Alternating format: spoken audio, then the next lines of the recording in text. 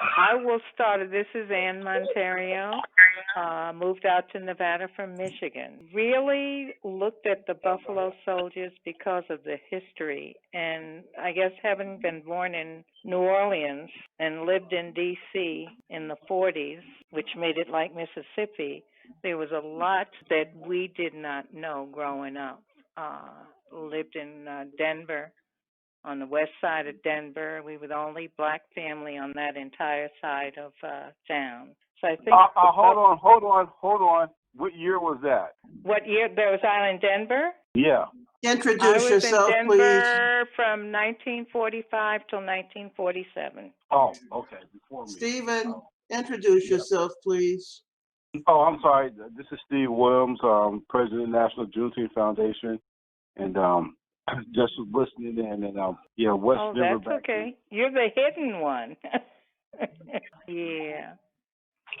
Okay. Sorry, I didn't mean to interrupt. I'm in Denver, right? Oh, that's okay. That's not a problem. I had a good friend of mine, Mark Williams. He was the only black family and living on the west side of Denver when I was there back in the 70s. You're kidding me. Oh, my God. I thought it had improved since then, since the 40s. No, God. No, we got a thing in our archives, and I'll send it to you. It says Negroes from the 1940s. It says Negroes have moved into the Park Hill. They're on Holly Street and Hudson Street, and that's the Truesdells and the Yoakley. Well, I think about it because my dad and his two sisters they were born and raised there. They were always the only blacks in any school that they attended through high school. Yeah, on the west side. All right, so I didn't get there with the conversation. Go ahead. Okay. But anyhow, for me, it was being able to learn more about the contributions of black people to the building of this country. Living in D.C., you always hear about, or when I was a kid, so many other things, and you see all of these monuments, and you never really hear what actually occurred. And when I found that the 9th Cavalry were essentially the first National Park Rangers, it just totally blew my mind. And then you look and see all of the participation in all of the different wars, and that they were cavalry and fighting and things. It was a huge history lesson that I never got. And the Buffalo Soldiers has taught me a lot about what our real history is, and we should all take great pride in it. I know my husband, Fred, really was fascinated with the whole thing. And I think looking at it, that was what encouraged us to go and buy a horse, was looking at the whole thing and all that's involved in taking care of horses. But it's something to be very, very proud of, and it's something to share. And I've never stopped learning. I think every day, every time we have conversations, I learned something new about what the Buffalo Soldiers contributed, and they contributed a tremendous amount. And that's one of the reasons I take great pride in being a Buffalo Soldier, very much so. And this is Dee. Was your husband a Buffalo Soldier also? Yes, he was. Yeah. In fact, that I just re-looked at the video that you put together. There's a portion of it that shows my husband with our horse, Misty, and then there's another portion. We were at the, I think it was 147th reunion that was held in Las Vegas, and there was a picture of the two of us. We were selling things for the Buffalo Soldiers there. So yeah, he was very much so. And can you give us a little bit about your education and things like that? As I said, I was born in New Orleans. My dad was teaching at Xavier then. We moved to D.C. after 3 years, and he worked for the housing authority there. my mom died of lupus. And that's how we ended up in Colorado, because he went to Germany right at the end of World War II to work with the refugee organizations, helping the refugees get out of the concentration camps and relocate. We stayed, this is crazy, but we stayed in Denver until my grandfather died. That was about 2.5, 3 years, and then we moved to New York with my to live with my aunt. Stayed in Manhattan for a year, and then bought a house in St. Albans in Queens, and we moved out there. Went there, stayed out there. My dad remarried. He was in Germany. I went to Germany when I was 15 and went to DOD school, high school in Frankfurt am Main. Graduated from there and came on back home and went to Hunter College. Graduated from Hunter. I got married in my junior year. We had our oldest son. Went back, finished school, taught school. I taught kindergarten and taught school for a while, and then we moved to Michigan. Got to Michigan, and I was home we had 3 kids by that time, and I said, our youngest, Michael, was just getting ready to start kindergarten, and I knew I was not going to be a stay-at-home mom. So I went, I wanted to work at the university, and I went up there and got a job at the College of Engineering. Started out as a program secretary in chemical engineering for 6 months, went over to administration, and retired in 2000 as assistant dean for students at the College of Engineering, University of Michigan. Is that enough? Wow. When did you get involved with horses?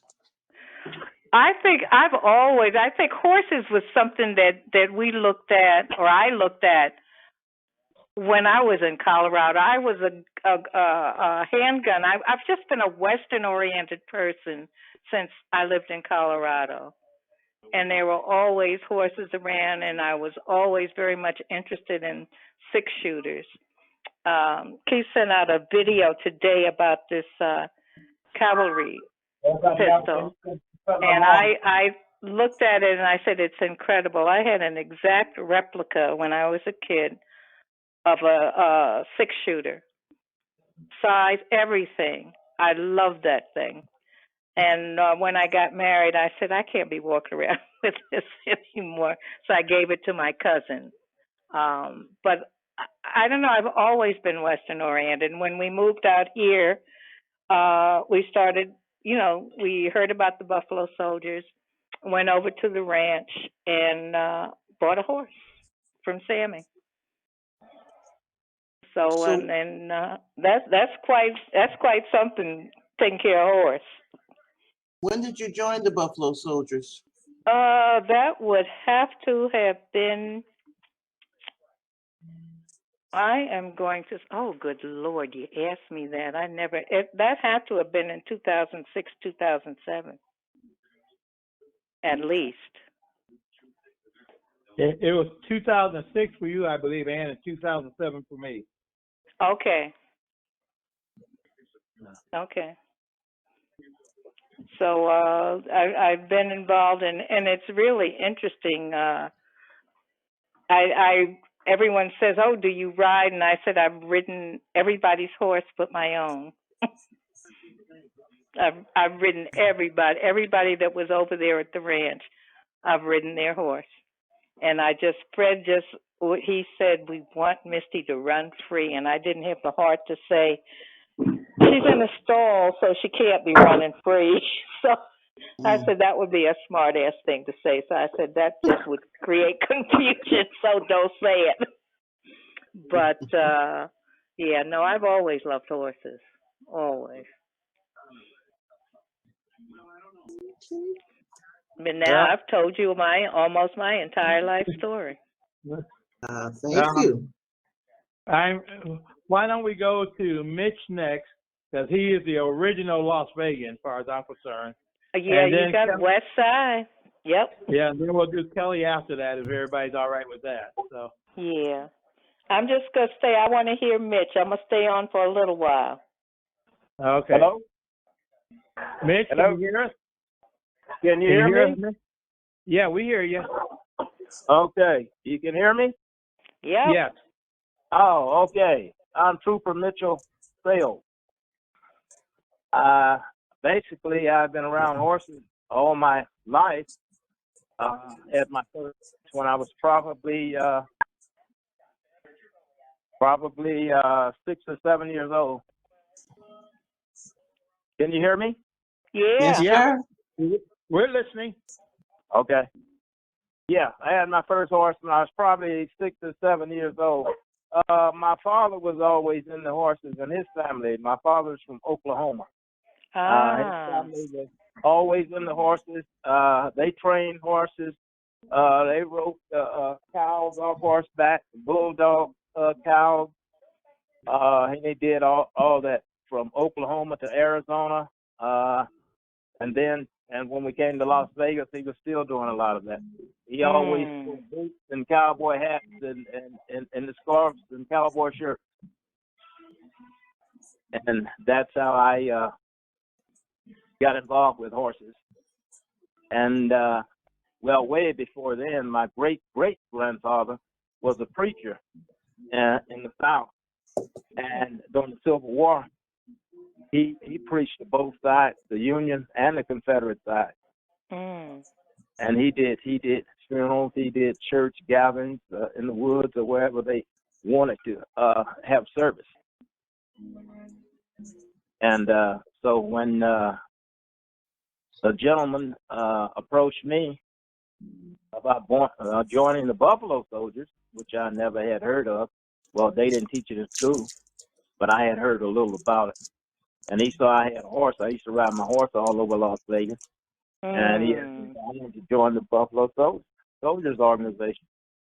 And I say, yeah, sure, why not?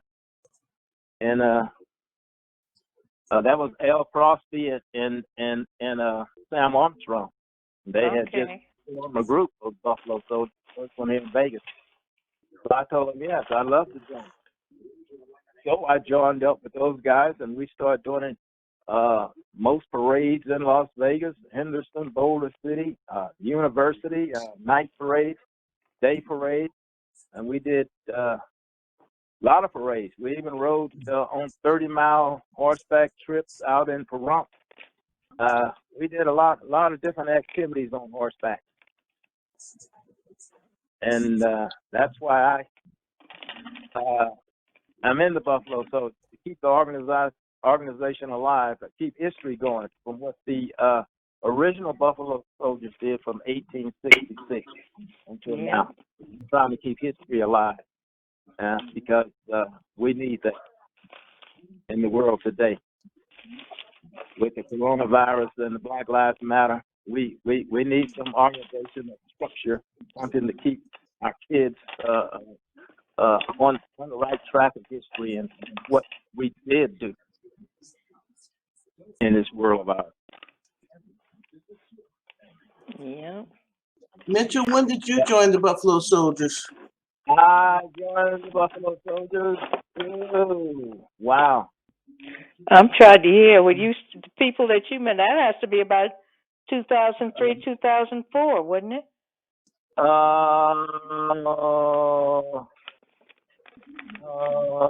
Let's see, probably 2003, whenever they first started. Yeah. Yeah. Yeah. Probably 2003. Yeah. That's what I would say for you. Yeah. Yeah. When did you come to Las Vegas? Oh, gee, I came to Las Vegas when Las Vegas was a little dirt town. My dad came here. My dad first came through Las Vegas in probably 1939, 1940. And at that time, well, I have a receipt from when my dad tried to vote in Las Vegas in 1942. Oh, wow. You had to pay a poll tax, a $3 poll tax to vote. I have the receipt, just like it was yesterday. It looks like it's brand new. Oh, wow. You had to pay a poll tax right here in Las Vegas to vote, 1942. So were you in the West Las Vegas area? Yeah. Over on the west side? The west side. That's the only place I used to live was on the west side. That was across the track. Okay. That's the only place we could live. We had our own community. We had our own grocery stores. We had our own liquor stores. We had our own drug stores. We had our own casinos. Things were striving, believe it or not. Uh-huh. In West Las Vegas area back in those days. All the schools were segregated. Until schools were segregated in Las Vegas until I went to the seventh grade. And then they started opening, then they bused us across town to junior high school. Mm. Yeah. That's So quite something. I've been here quite a number of years. I've seen this town go from a one-horse town to a whole herd of horse town. Yeah. Horses running everywhere. I'd like to talk to you at some point in the future. We have a new group or organization starting over there, the West Side Historical Society, and West Side Historical. Oh, I want that group. And all the members of West Side School there. I went to West Side School where the 88.1 radio station is. That's why I started school. Good. Well, like I said, we're probably going to be doing some oral histories in the near future, so I'd like to get back to you on that to get some more stories about that community. Well, my sisters were probably more than I have. All my brothers and sisters grew up there too, on the west side of town. That sounds fantastic. Well, I'll be getting back to you, Mitch. Yeah, you probably heard of my sister, Marietta Sales Clinton. She runs the Black Gospel Theater. Oh, okay. So you're Uncle Mitchell, because I know a couple of your nephews then. Pardon me? I said that makes you uncle. I've met Yuri and one of the other sons. Yeah, they're my nephews. Got it. That is something. Yeah. I tell people Mitch is Mr. Las Vegas. I tell you. Yeah. I tell you. Something to be proud of, I tell you. You got a lot of history in you. A lot. Well, thank you. and Mitch is a former Marine. Okay. Ain't that something? That is real. I swear, you're really something. Yes, I also spent 6 years in the United States Marine Corps. I spent 2 years, 4 months, and 3 weeks in Vietnam. Oh, man. First Marines to hit the beach in 1965. Isn't that something? And live to tell about it. Well, it's more than myself to live to tell about it. But, yeah. Yeah, you got a lot of stuff to talk about, a whole lot. My brother and I was in Vietnam the same year together. He was in the Air Force, I was in the Marines. Yes. My oldest brother. Something. Yeah. Yeah. That is really something. And a lot of my friends, which are gone now. Yeah.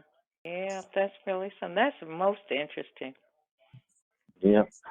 So that's why I have to keep hope alive for these Buffalo soldiers. Yeah. And what they fought and did before we were even recognized. Okay, Ms. D, you got enough from me? Yes, sir, for the time being, but I will be getting back to you. Thank you. Okay. Yeah. Kelly, you're up. Okay. My name is Cooper Kelly Hawthorne. I've been with the Buffalo Soldiers since late 2014, if I'm not mistaken. And my interest in the Buffalo Soldiers started before I actually joined. I grew up out of Cincinnati, Ohio, and I grew up around a lot of college educators. So Black history was something that was passed down to us through the teachers that lived around my town, as well as family members speaking of it from member to member. So I had quite an extensive education on it early in life. I did not get serious about it until after I had joined the military. My education as far as horses started because of church. So taking on my first horse, and I was in love from there. I did not ride horses again until during my military years, and it was for enjoyment, but I was learning about them. But during my military years, I realized how much the military treated African Americans badly at that point. And it made me think back to the Buffalo Soldier time with the race discrimination as far as having two military branches, one for whites, one for blacks. And I said it would be unbecoming of me to continue such service because I have not gone through as harsh times as they did. So I continued my service, and I continued it proudly to where I retired from it.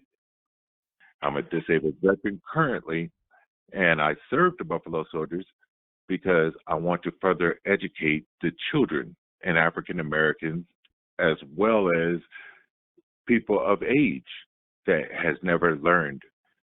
I mean, as far as the young, I want to educate them on service of duty, having pride, morals, integrity, honor. These are things that are lost with our children of today's years. And I think it's a valuable asset that we can educate them and teach them about our forefathers' military past as well as our own. I'm a Navy vet, and I'm proud to be a part of the Buffalo Soldiers. Anything that I can ever help do, create, continue on as far as our legacy, that's my mission and goal in life. Any questions? Tell us what rank you hold in the Buffalo Soldiers. I'm currently the quartermaster of Buffalo Soldiers, and I hold that honor very graciously, and president of the Junior Buffalo Soldiers, and I value that. So any people within the state of or the city of Las Vegas that have children that are interested and their family members are positively willing to help with their children's education with Buffalo Soldiers. Is that all, Kelly? That was it. Can you tell us a little Okay. bit about the Junior Buffalo Soldiers? Yeah, talk about your Junior Buffalo Soldiers. We are starting up the Junior Buffalo Soldiers. The ages are 12 to 17. For after that, you're 18 and you're legal, so you could join regular Buffalo Soldiers. But our goal is to teach, educate, and teach the children about horsemanship and their history, and have them take pride in their parents, their well-being, and helping of others. And that's where we're going to let that one stay for right now until we can get a larger group of young men or women, because we take both young men and women. And how many do you have right now? Right now we have 3 right now, but we're trying to get more because it's hard trying to have just a meeting of 3 children, but the more, the better. Okay. Do they have to be in a particular grade level or anything? Do they have to be B students or A students or any requirements? What are the requirements for the juniors? We like to take the children that have at least are striving for a C education level or above. We will try to help those that quite haven't made the goal. And I mean, it's going to also be where they have to keep their grades up. But like I said, it's going to range from the ages of 11 to 12 on up to 17. So therefore, the children, they have a certain maturity level, and we could work with that. But like I said, grades within that high D to C level where we can work with them. And if they're not quite making the bar, we could try to help them or get them tutors where they can strive to make themselves better. How do you think the COVID's going to affect your kids with them COVID staying at school and staying and doing everything at home now? Is that going to be improve with things, or will you have some mentoring classes or some a tutoring section coming up? I have not set up anything as of yet, but because of the COVID, and we need to get more people and educators that know what they're doing as far as the kids' schoolwork. I mean, I personally have a law degree, and I did finish my college, but for instance, the math of today's world, I probably couldn't do it.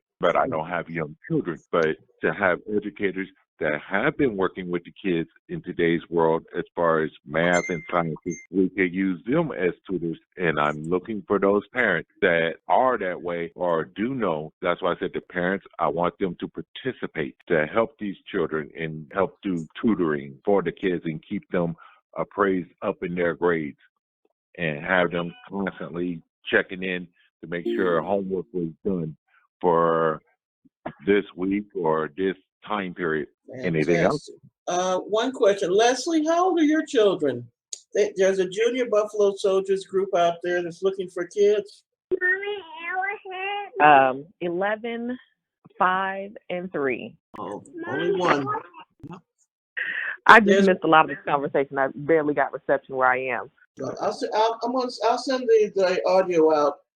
But there is a junior Buffalo Soldiers that starts at 11 or 12, so I'm listening. Okay. We're going to go Carla next, and then Chaplain Henry after that, if everybody's agreeable with that. Okay. And the next person you'll hear from is Trooper Carla Space, an original Las Vegas, Nevada. Hello, my name is Carla Stice, and I was born and raised in Las Vegas, Nevada in 1964. I was born at UNC, which was formerly Southern Nevada Memorial Hospital, and before that, it was Clark County Hospital.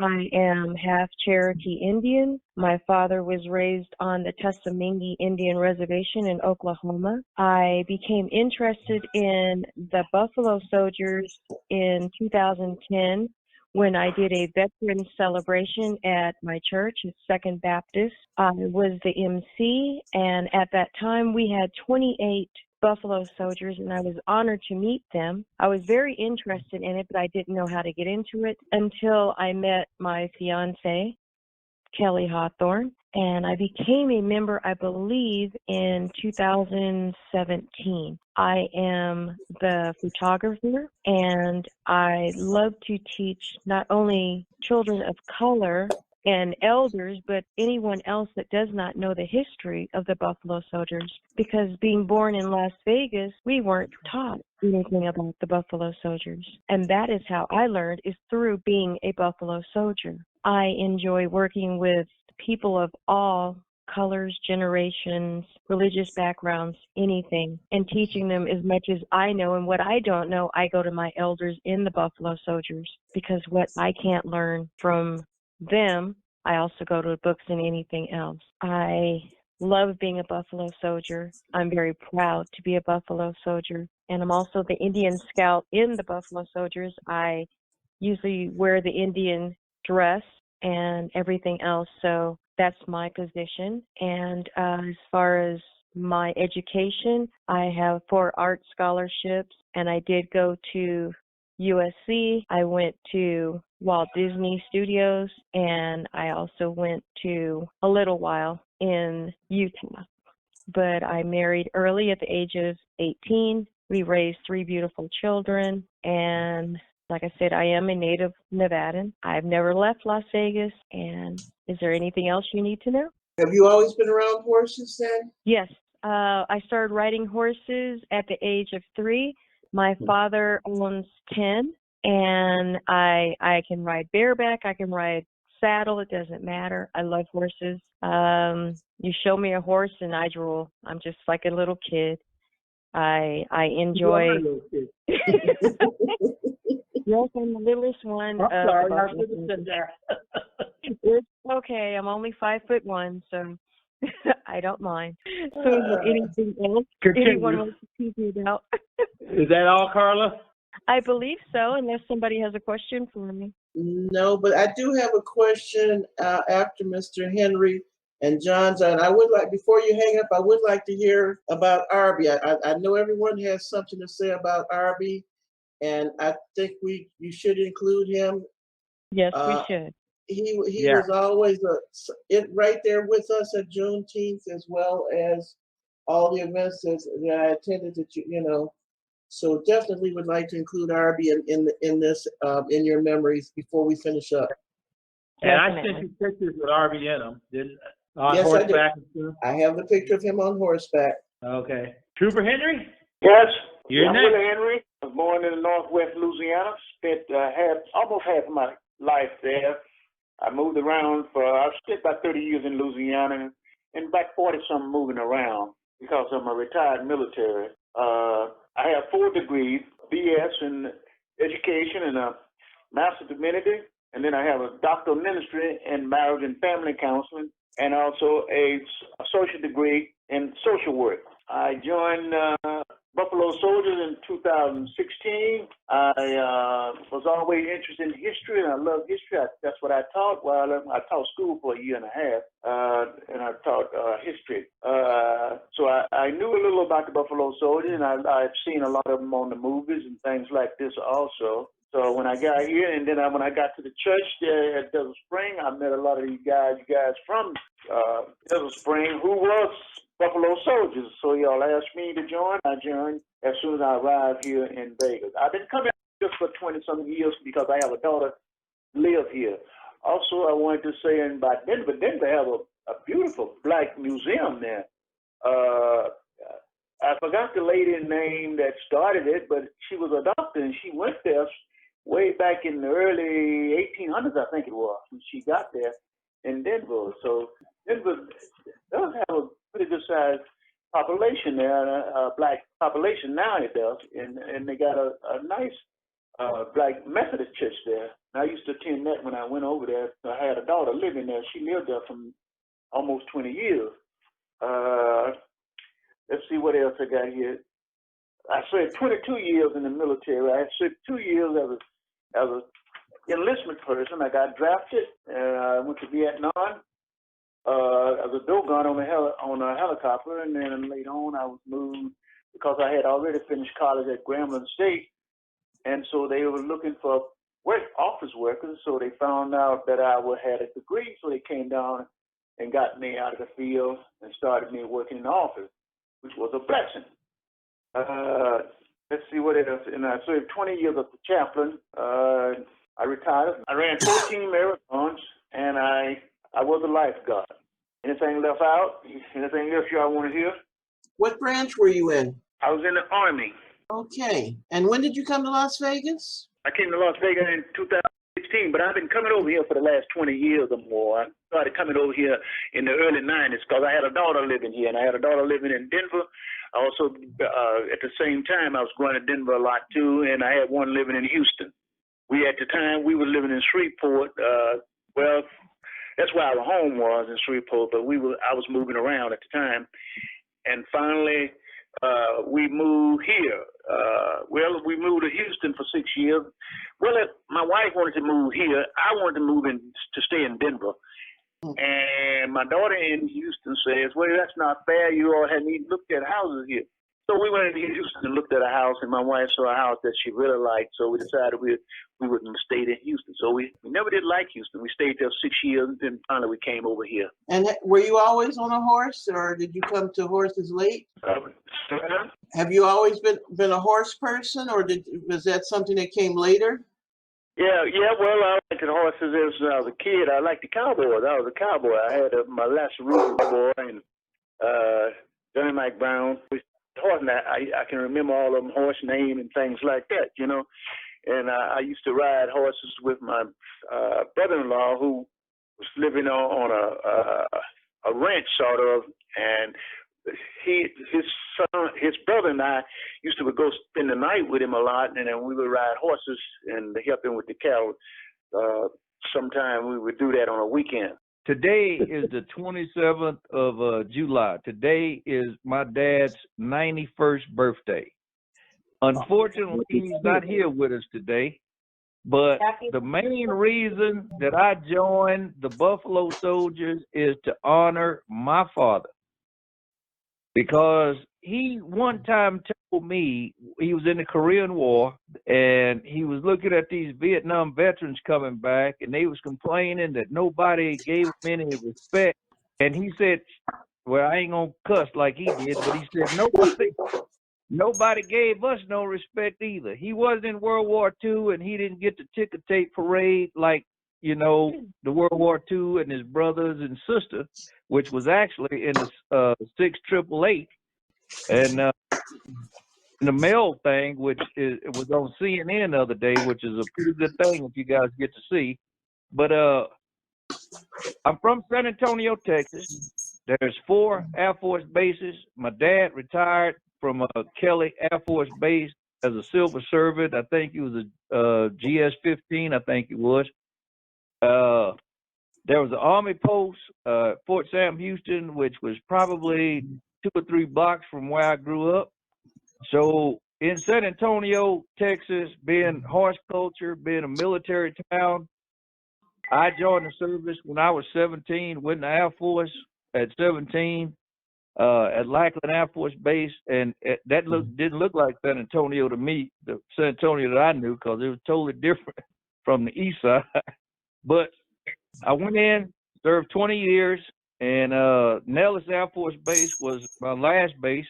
I retired. I raised my family, and my son went to college, and I dedicated a lot of time to him and football and sports. And after he went in the UNLV and got a job, I was kind of like, what am I going to do now? What am I going to do with my life? So I went back to my childhood, which was horses and the cowboy culture. And I purchased a horse that I still have today. Her name's Flicker. She's 30 years old. And I joined the Buffalo Soldiers. And that was the time of my life. We used to ride around Las Vegas, all over North Las Vegas. We drove some horse trails we did for 50 miles. We did about 3 of those. We'd had fun with all the guys, with John and Mitch and Ann and all the guys. We just rode. Same thing I did when I was a kid. And I kind of just felt that was the place for me, with, you know, San Antonio being my background, Texan, cowboy, military, Buffalo Soldiers. This was the place that I needed to be, and I joined them. And now I'm the president of the Southern Nevada chapter. I've been the president for a couple of years now, and it's been an honor. And I'm just glad that I had a chance to do it. And I love all my members and all the Buffalo Soldiers and all the guys that gone before me that didn't get any respect or any knowledge of all the work and hard stuff that they put into this country, that just don't seem to want to acknowledge black folks. And that's just my fight in life, is to let them know we were a part of this country from the beginning, and we're a part of this country now, and ain't nothing gonna get us away from this country. And we're gonna be here to the end. And even after the end, we're going to still be here fighting the person that got us to the end of this, if you know what I mean. And I ain't going to get political, because I did have a beer with lunch, and I get on my soapbox, but I ain't going to say nothing. Amen. Keith, what year did you join the Buffalo Soldiers? I think it was 2007. I think it was. You do a reenactment, don't you? Don't you have a character or a couple of characters that you do? I do. I do a character by the name of John Ward. He was a Seminole warrior. He came from the John Horse clan from Florida, He was born on the Trail of Tears in 1843, I think it was. And they were on their way because of the Indian Removal Act and the Trail of Tears in Arkansas. And then when his clan got to Oklahoma, they kind of had a hash out with the regular Seminoles. And John Horse got mad and went to Mexico, and he went down there and fought with Maximilian, or fought against Maximilian with Benito Juarez, and kind of did that. And then the United States military at the time was going through the Civil War, and after the Civil War, they found out about these trackers and these Seminoles, and they asked them to be scouts. And that's when my person that I portray, which is a real person, his name is John Warrior, is how he enlisted, but the enlistment officer couldn't understand his accent, so he wrote down John Ward, but his real name is John Warrior. He was a Medal of Honor recipient, and if anybody's been to San Antonio, there's a port or a fort up there called I can't remember the name of it. It's named after Lieutenant Bullis. I'm sorry. And Lieutenant Bullis was their commander. And he actually saved, along with Pompey Factor and Isaac Payne, they saved the lieutenant's hair, is what he called it. And when they got done with that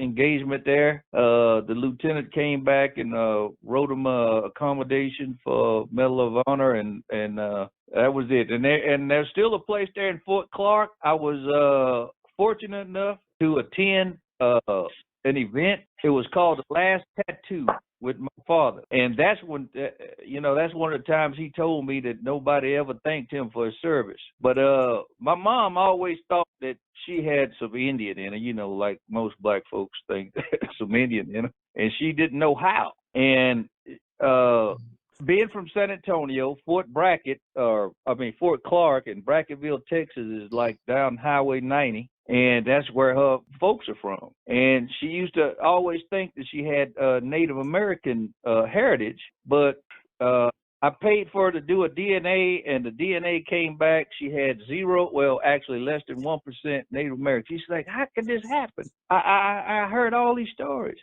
And I said, Mom, just because, you're African descent don't mean that you don't have any Native American culture. That's two different things. And, what happened and what made black people Seminole Indians was actually a slave revolt that was successful. We don't ever hear about it. We hear about Harriet Tubman and the Underground Railroad. We hear about John Brown, and that wasn't a good thing. We hear about Nat Turner. That wasn't necessarily a good thing. But one of the good slave revolts that actually happened was the Seminole Indians, and these were runaway slaves that went to Florida because Spain outlawed slavery, and that was the closest place to go. And they made this engagement with the Seminole Indians, and part of that engagement and part of that relationship was firearms. And freed slaves with firearms, that was a dangerous combination. And that's how blacks became part of the Seminole tribe that eventually, had to leave once Florida became part of the United States and had to go to Oklahoma. And then John Horse, like I said, got mad at him, went to Mexico, and then they went to Nacimiento, Mexico, and they fought with Benito Juarez against Maximilian, and then they eventually start scouting for the United States against the Native Americans. And there's a cemetery today that's still there that has more Medal of Honor recipients per capita than Arlington Cemetery. And I was fortunate enough to attend this last tattoo with my dad, and we went there and we had a great time. And that's one of the last memories that I had with my dad, or events that I had with my dad before he passed away. But that's why I'm a Buffalo Soldier, and that's why I represent the Buffalo Soldier today, is to honor my father and men like him that just didn't have a voice. And John Horse, from my understanding, he was a bad guy. I hear he beat the U.S. Army and the U.S. government. Oh yeah, he was a good chief, I would say. He took care of his people, but he didn't take no mess. That's what I've heard. Steve talks about him quite often, and he's saying that that's one of the ones that we're going to be doing some research on. So we would probably love to get back to you if you've got some more information from your family's history and stories on John Horse. That would probably add into some of the things we're doing through our educational group, because that's definitely one of the names that's come up in our discussions. Well, that's a good name, and I want you to remember John Ward. John Warrior. Yeah, his ancestors are still there. As a matter of fact, there's a guy named Dub Warrior, and I'm not mistaken, he's still alive. He might be a little older, but each year they have what's called the Last Tattoo, and all these Seminoles, black Seminoles, get together around that cemetery, and they have a homecoming of sorts down there off of Interstate or Highway 90 in Brackettville and Fort Clark, and they're still pretty active. And that's Texas. That's Texas, yes, ma'am. Thank you. Matter See, of I learned fact, things too. matter of fact, the Buffalo Soldiers of Texas just did a thing down there last week, and then they did a ham radio thing this weekend from down there, where they reached out on the ham radio all over the world. And I have a picture of all the places that got back to them, including Russia. They talked to ham radio operators all over the world preaching Buffalo Soldiers. Is that where Matthews is at? Was it Sergeant Matthews? I don't know.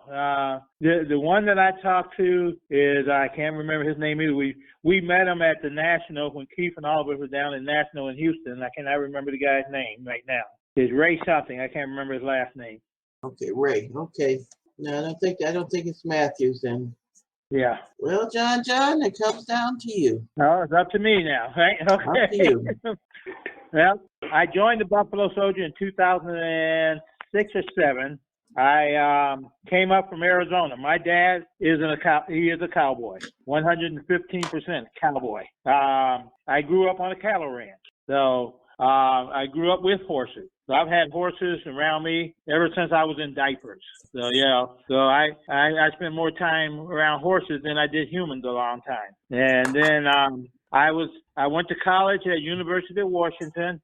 I got a bachelor's degree from University of Washington, and I got my other degrees that I have from Oklahoma State University, because I was a firefighter, and the only place firefighters at that time could go to school and get degrees was Oklahoma State University. That was the only fire school in the country when I was going through. Now they're all over the place, but I have a degree in fire science. So I been with horses, like I said, all my life. That's been part of my life. I joined the Southern Nevada. I joined the original Buffalo Soldiers before it became Southern Nevada Buffalo Soldiers, because it was called Greater Las Vegas Buffalo Soldiers. Wasn't that the name, Greater Las Vegas? Yeah, that was it. Yeah, and I joined there. I went out, guy with us named, just dropped his name. Worked with the Thunderbirds. Jerome Fry. Jerome Fry got me interested in it. He said, "Have you ever thought about joining the Buffalo Soldiers?" And I said, "No." What is a Buffalo Soldier? He explained to me what Buffalo Soldiers were, and I went out to the ranch and I joined the Buffalo Soldiers. Jerome Fry was a great person. He passed away a few years ago, but he was the first black with the Thunderbirds. He was the crew chief on bird number 1 with the Thunderbirds. But we started riding in parade, and as Keith said, we rode all over this country out here. We went out in the deserts and rode. We went everywhere. You know? People look around. There was a bunch of black people out there on horseback. So you know, they see us at Taco Bell and all fast food joints. Well, one of those pictures I sent Ann was Keith up at the drive-through at McDonald's. Yeah. I sent it to Dee, and I think she put that in that video that she showed. And Keith and Flicker are going up to the window at McDonald's ordering an apple for Flicker and a shake for him. So, we did everything, and we still do. We're still a busy group. We don't have as many horsemen now as we did have, and we love to have more horse people. So, but we try to stay active. We do schools, and I love doing schools and senior citizen homes, where we can get in there and talk about the Buffalo Soldiers. I talk about the history all the time. Even people walking down the street, if they slow up long enough, I'm gonna talk to them about Buffalo Soldiers. So everybody tells me I talk too much about Buffalo Soldiers sometimes, but I don't think it could be too much. And basically, I was born on a ranch. I'm still a cowboy at heart, and I enjoy the Buffalo Soldiers. And there's not much I can't talk about with the Buffalo Soldiers. And I was in on getting the first National Buffalo Soldier Day or statewide Buffalo Soldier Day in the state of Nevada, which the date is actually the 28th, and it was signed in by the governor of Nevada. So I'm pretty proud of that. So that we are the first state to have a statewide Buffalo Soldier Day. So is there anything else that you need to know, Dee? What branch were you? You were Army? I was Army 5th Special Forces. Special Forces. Okay. Yeah. Leslie, you got any questions? Yes, I have my daughter here, actually. She's 11. She's listening to you all speak as well. Okay. I know you all are going to be at SJWA tomorrow. Will you bring the horses with you by any chance? I didn't hear what you said. Are you going to bring the horses to SJWA? Over to St. Jude? I don't think we're plan on having horses over there. No. Oh, okay. Where will your horses be I got next? to work tomorrow. I'm sorry. Huh? I got to work tomorrow. I'm sorry. I still work for a living. Right. Keith, I'm retired and I work harder now than I ever did in my life. I bet. Don't retire. He's already retired once. So, But no, we got a couple of things going tomorrow that should be in the newspaper tomorrow evening. They told us not to talk about it until it gets in the newspaper. So it's with the governor's office. So that's tomorrow. But you're invited anytime you want to talk about it. We a group of us go to where my horse, Ann's horse, and Henry's horse every Saturday morning. So every Saturday morning. We're there usually about 9 o'clock on Saturday morning, and I can get you the address and stuff for that. I'd appreciate it. Yeah, and you somebody told me you ride, right? I do. First time I saw a horse, I was about 6 years old. I went with my dad. I rode, and then there was another horse this young lady got on, and that horse galloped and went so fast, and I had a temper tantrum because I'm like, I want to get on that one. So I've never really every opportunity I got, every chance that I get, I'm horse. We have a couple of horses out there that hasn't been ridden in years, but if you want to work with them, I know Ann would be willing to let you work with her horse. I wouldn't suggest getting on it right away because I don't remember the last time that horse was ridden. Do you, Keith? I don't remember. Yeah, I know it's been at least 10 years. So but it's a sweet horse. It is a sweet horse. So and I know I talked to her about you. She said she'd love to have you come out there and work with her horse if you're willing to. I am more than willing. Look forward to it. Okay. Yeah, we meet out there. Usually it's Saturday morning, but this Saturday is our meeting, and I will get you the number for our conference call number so that you can call in our conference call Saturday morning. So, if Dia shoot me your phone number and name and everything, when I get to filling out the roster for the conference call, I can put you on it because I can't do it at my house yet. I just moved to a new house. I don't have internet, so I'm having to take my computer somewhere else to do this. So, because cops are slow about getting my internet in here. But we'd be more than willing to have you. We'd be more than willing to have you join us, too, because we're always looking for new members. Okay. And like Kelly said earlier, he'd be more than happy to have your daughter join us. So he's looking for members to join the Junior Buffalo Soldiers. So, is there anything else anybody needs to know? Arby. Oh, Arby, yes.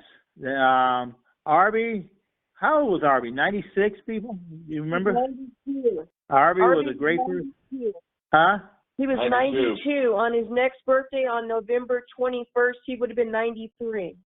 All right. I'll say that I met RB. I don't remember what year I met RB, but he really impressed me. For a man 90 years old, I couldn't hardly keep up with him. You know, he was going. Navy vet. He'd been 30 years in the Navy.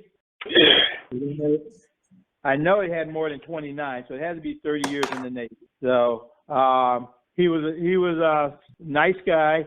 I'm gonna let Carla and Kelly talk to you about him because he went to church with them, and he was very active at the church, and he was very active as a Buffalo Soldier. I would talk to people, places, and they go, "Oh, you know Arby?" I go, "Yeah." He talks about you guys all the time. So you know, he was an active person. And we have one other member. I'm gonna mention him real quick before we get there.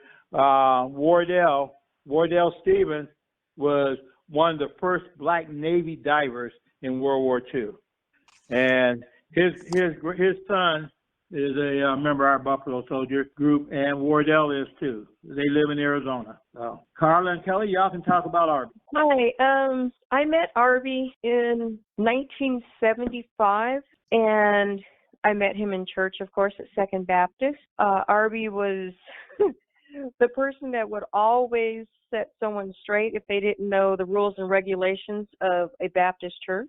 And he was quite the active member.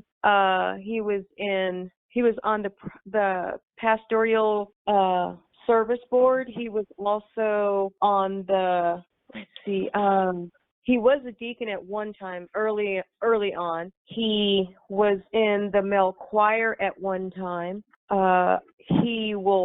Like I said, he was always there at every meeting that we had, every pastoral search committee. Arby was he was an all-around person. He was a person of God. He was very committed to the West Side. He could tell you anything and everything about what happened on the Strip way back in the 50s and 60s. Arby was a very colorful creature, and he was very much a ladies' man. All of the ladies loved him. And I will let you. All the ladies. Excuse me? And he loved all the ladies. Yes, he did. Especially his mom. And I will let you talk to Kelly. All right, this is Kelly Hawthorne again. Arby Hammer was a man of men to me. He, like Carla said, he was in the United States Navy. He started out as a ship steward and got into cooking from there. He served many dignitaries, including presidents.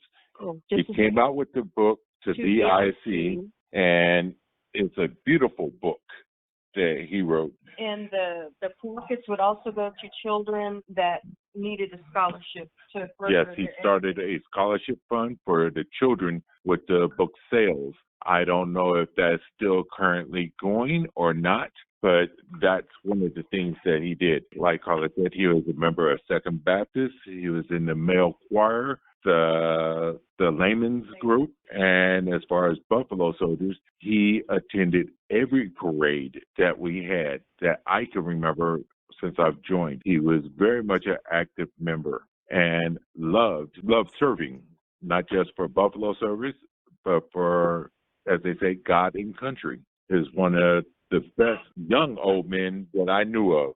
For a man to be 92 years of age, he ran around faster than most of the young. Like Carla said, he was a ladies' man, and he respected women. He wasn't the typical hound. He was very respectful, but had that kiddish playfulness at heart, and that's what the women loved about him. Arby, he would cook you anything that you wanted if you asked. He didn't do a lot of time in the kitchen after he got past 90, but before that, he would be in that kitchen. I know at Second Baptist, they had him in the kitchen for years until he said he couldn't continue taking the heat of the kitchen because we didn't have the proper ventilation. But this was a man of honor, integrity, morals, and values. And I know I appreciated him as well as the Buffalo Soldiers very much. And that's what I have to say about Mr. Arby Hemmert. I'm just looking at his book right now, and Yeah, there's a lot of good things in the book. If anybody hasn't read it, they should read it. Yeah, I so. have my copy. Now, my question is, do anybody know what happened to the other copies of his book? Trish has them. Who has them? Trish.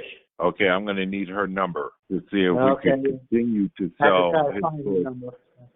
See if we could continue to sell his books and continue his college education fund. Right. Well, The first time I met Harvey was Trish brought him by my house with a copy of the book. So that had to be about 6 years ago, I guess. And well, there was nowhere Harvey went. He didn't have a copy of the book with him. Yeah. So I have a copy on my bookshelf also. I have two copies. I got one for Carla and one for myself. And I told him from the beginning I was going to need two. And he told me to give me as many as I needed. I told him I would still pay him for it, but he was going to give them to me. You know what I remember about Arby was he was a fellow Texan, and he was from Center, Texas. And I guess you know where Center, Texas is because it was in the center of Texas. I was going to say Center of Texas? Yeah, and he's from the same place that Lightning Hopkins was. And I don't know if you guys know who Lightning Hopkins is, but that's the blues man. Blues? Yeah. I knew Dee would know who he is. I knew who he was. Old soul here. Right. Yeah, Harvey was a man that was different from any other man I knew. As far as you could respect him, and he was always doing something. He used to go out to the cemetery at Boulder City every week on a Wednesday. He'd go out to that cemetery every week. So, you know, and at 90 years old, drive out there and drive back every week. That's a long drive. That's a long drive for a 70-year-old as well as a 90-year-old. So, yeah. If anybody hasn't had a chance yet, Dee has published some stuff on Facebook, not Facebook, but on YouTube and the Juneteenth channel. You may want to tell people how to get to the Juneteenth. And pictures of, there was a lot of stuff in there that she posted, and I sent her a bunch of pictures that I had, and she was able to put them to music, and they go all the way back to when Fred was alive at our last convention.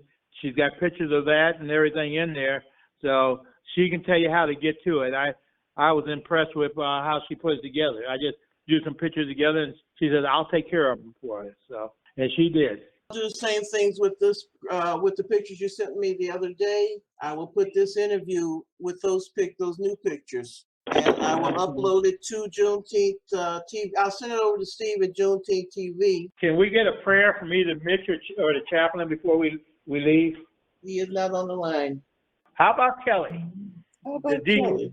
Okay. Our Lord that art in heaven, hallowed be thy name. Our kingdom come, thy will be done on earth as it is in heaven. Give us a day this daily bread. Lord, please bless the Buffalo Soldiers, our families. Thank you for this gracious telephone meeting that we've had. Thank you for allowing us to continue in an honorable way, which we do. Please bless all of our family members and friends. Look after the world as we know it, for it is not always on the greatest acts. Lord, please look out for our government. Let them become wiser and better than what they are. In your son Jesus' name we pray.